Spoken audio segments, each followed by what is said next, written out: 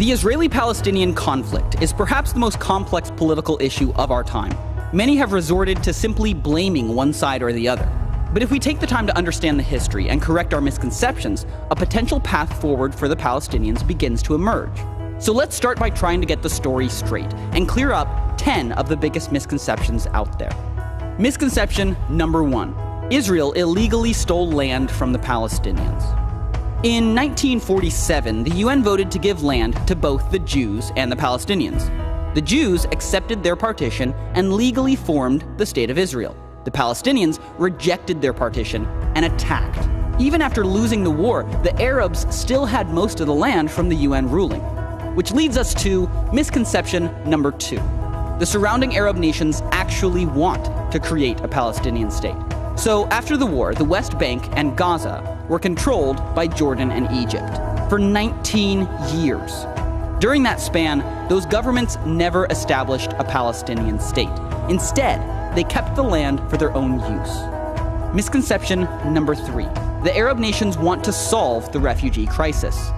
Palestinians have settled in Arab nations throughout the Middle East. These nations could solve the crisis immediately by granting refugees equal rights, but instead, they refuse to let them vote, own land, or even study in public schools.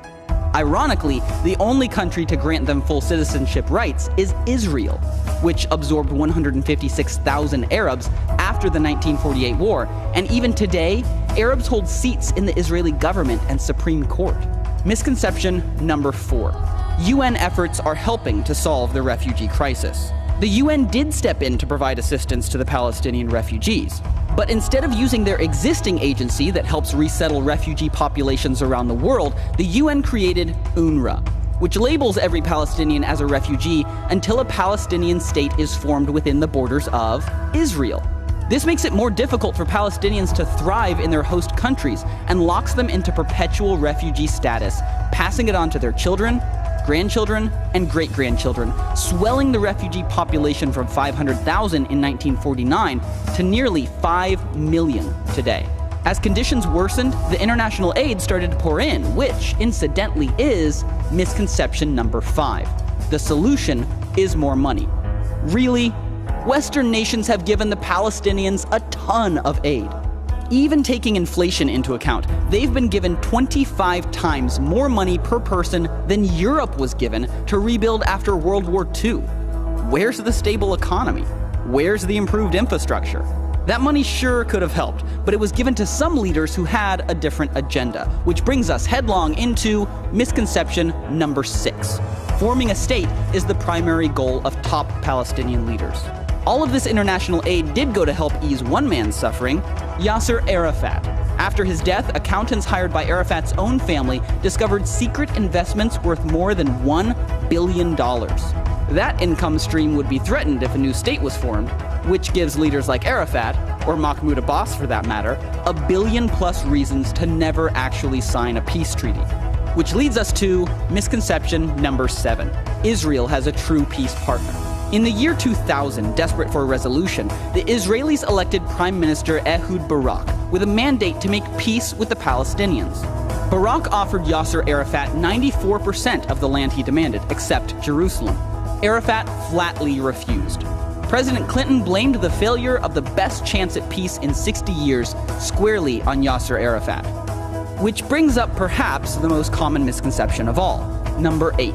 Israel just needs to give up land for peace. The last time Israel tried this was in 2005. They forced thousands of Jewish settlers out of Gaza, and in exchange, the Palestinian leaders promised peace. But when the Israelis moved out, the Palestinians voted Hamas in. Yep, they elected a terrorist organization who, since taking power, has fired more than 10,000 rockets into Israel. Surprised? Then you've probably bought into misconception number 9. Most Palestinians want a lasting peace with Israel. Some Palestinians do, but they are a minority. For 60 years, Palestinian educational leaders have fed their children a steady diet of hate, idolizing suicide bombers and celebrating death right in the classroom. And finally, misconception number 10. Giving the Palestinians a state now is the only solution to their suffering. This has been the only approach tried for the last 60 years. But these are people we're talking about, and waiting until they have a state to give them equal rights has only made things worse. Currently, Israel is the only nation to grant full rights to the Palestinians within their borders. But by granting them equal rights in every nation where they live, we could immediately increase the quality of life for every Palestinian. Let's be honest, these misconceptions have concealed potential solutions. When we take time to clear up confusion and face reality, we begin to uncover the truth. And that's when real progress towards justice can begin.